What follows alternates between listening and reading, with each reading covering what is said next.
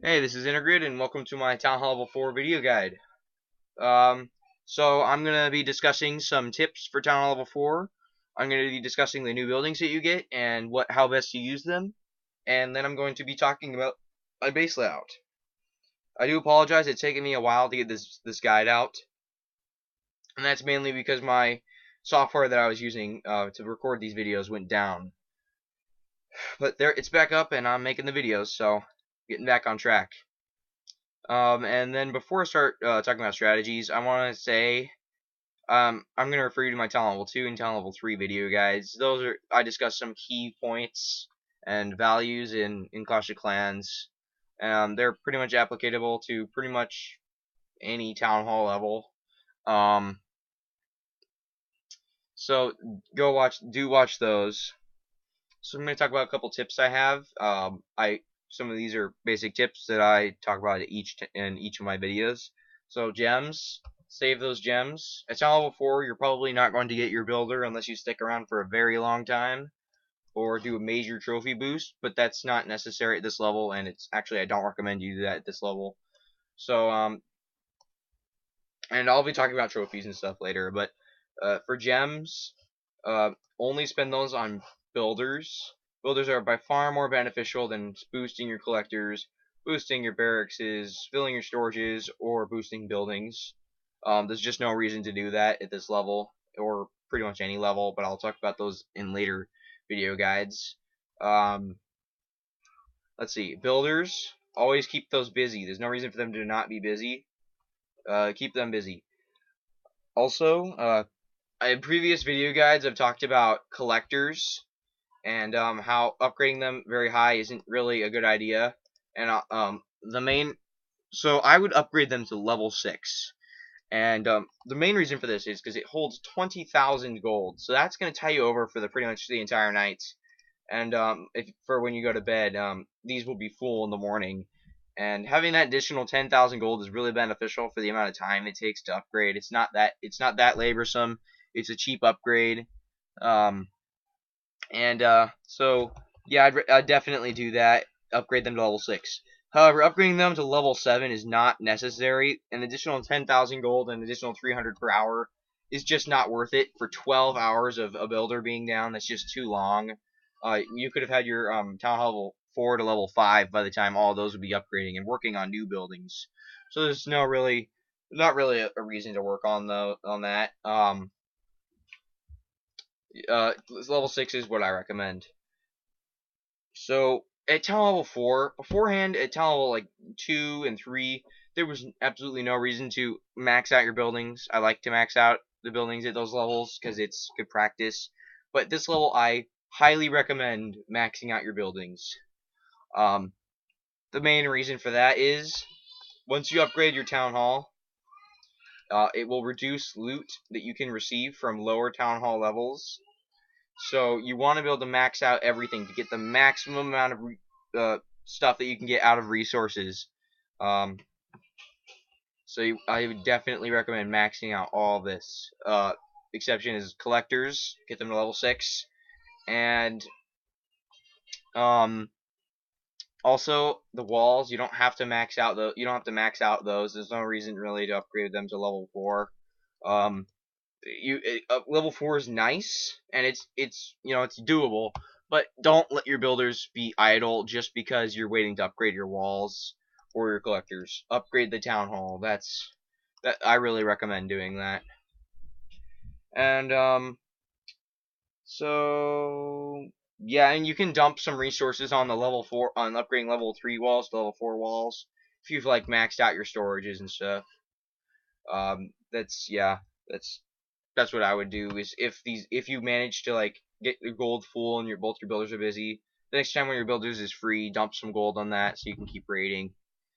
Um, and one thing I would do want to mention is when maxing out buildings for town level 4, max out the storages first. Being able to hold 500,000 resources is really helpful. And you're gonna need that later. You're gonna regret it if you don't upgrade those first. Um,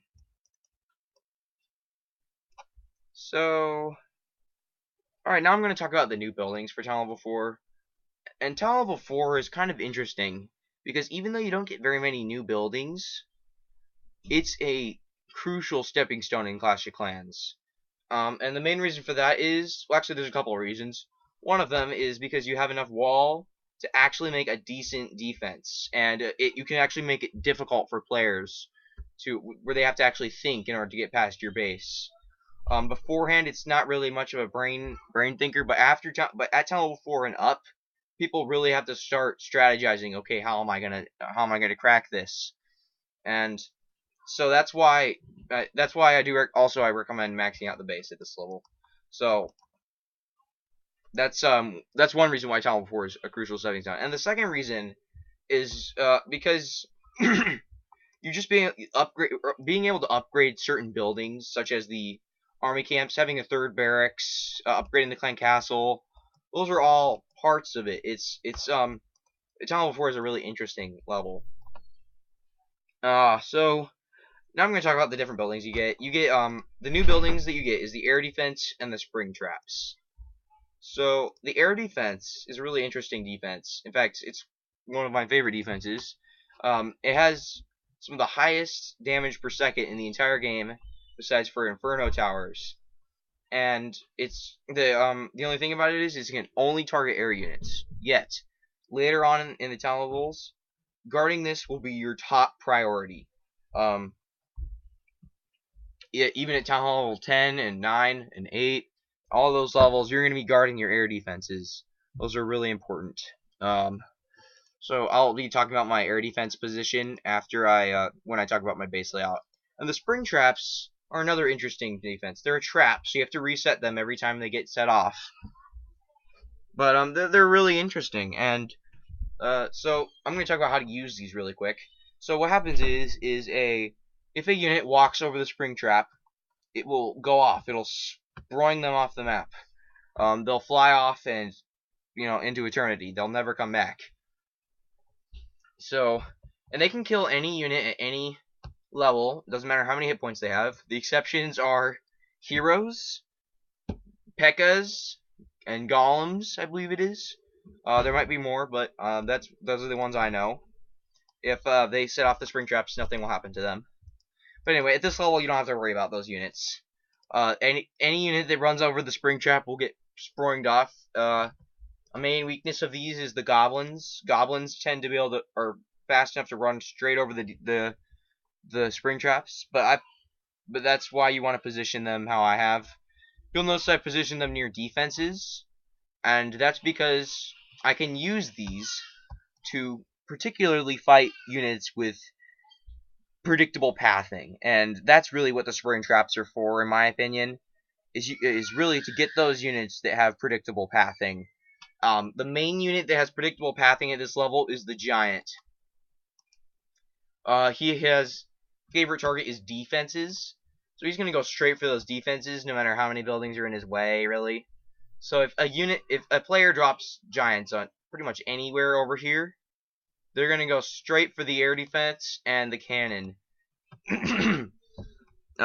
So the spring trap is in a place where the giants have to step. This is a crucial point. They have to go there in order to get the cannon. So they have to set off the spring trap before they can get to the cannon. And therefore they spring themselves off. A spring trap usually springs off about 3 giants, which is really helpful at this level. That's 15 unit space. So I've positioned my spring trap where they have to step on it here. My second spring trap, I put it here because sometimes players will drop units here to try to take out the air defense early, drop air units on me and stuff. So I just put that there. And it doesn't really matter exactly where you put it. I just put it here because I think that's probably the best place where you put it. But and that's the spring trap. And so another thing about the buildings at this level is you're able to upgrade the clan castle. Upgrade that. That's pretty high on the upgrade list. Being able to have an additional 5 units in here will allow you to get the healer, and that is a crucial unit in clan wars and stuff. And I'm gonna make a war guide for Town Level 4 tomorrow. That's when we have our clan war. So I'll be talking about that later. But upgrade the clan castle so you can hold healers. Those are really important for the warriors that I have. And and then another thing is a thing to know about Tunnel before is the balloons. Now, at this level, 80,000 elixir, that's quite a bit of elixir actually to upgrade for balloons. Having the additional unit space in here is kind of helpful. So that, and I'll kind of talk about that in my farming guide. But you're not going to use balloons at this level. A lot of players think they need to. There's just no reason to use them at this level. They're so weak.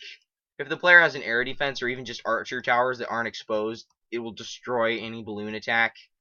Don't use balloons. They're just too expensive, too long training, and too ineffective at this level. A huge air balloon swarm at this level is just not practical. Even if you do manage to win, there's pretty much no way you're going to get enough resources to make up for the cover of what you've actually spent in both time and resources. So that's what I'm going to talk about for Tunnel 4. And now I'm going to talk about my base layout. So this base layout is actually a little interesting. It's not actually uncommon to see this base. I've seen this base several times online. I've seen it several times when searching throughout the bases, and I found that this base is actually pretty helpful. It's actually one of my favorite Town Level 4 bases. This one seems to work out the best. Protects all the main storages, all your storages. It centralizes the mortar, which is crucial, and all the defenses are behind walls. So I'm going to start with the centralization of the mortar. Having this centralized is very important because units are going to be trying to get inside your castle. Meanwhile, the mortar is hammering them, literally, and just pounding on them while they're trying to get past these defenses and your walls and the town hall and all these other buildings. So having this in the center is crucial. A second thing is that the storages are all in the center as well. Having these in the center like this, very important. Archers can't snipe them here because they're behind all these buildings, number one. Number two, there's defenses here. And number three, there's this little ledge here. You see this, how there's the wall going across here actually is one wall back. And the main reason for that is so that units can't just run up here to attack this. They'll be attacking the defenses first, even if they've already cleared out all these buildings here. So that'll save a lot of resources, deter a lot of players. Yeah, having the archer towers and cannons are behind walls, like I said before. So the exception to all the defenses behind the walls is air defense. Now, the reason for this is because, well, actually I have a couple of reasons. One is because you're going to be upgrading the defense. That's the longest upgrading building at Town Hall level 4, besides for your Town Hall itself, and I don't count that. So having this down a whole day, that's pretty much going to make up the majority of, not majority, but a lot of the time at Town Level 4. You shouldn't be spending very long at Town Level 4 anyway. If you're spending longer than 5 days, then you need to upgrade. There's no reason, as long as you're keeping your builders busy, there's no reason to be staying at Town Level 4 for longer than 5 or 6 days. And another thing is the air defense. At Town Level 4, you're not really going to be attacked by air units. You might get attacked by balloons occasionally. And having these air defenses back here, and the archer towers, and the air defense alone should be able to stop balloon attacks. Regardless of how they're placed. Even if they take out the air defense, they're probably not going to be able to clear you unless they send in a complete army of balloons. Which, I mean, not many players are going to do that at this level. They're just too expensive and too long training.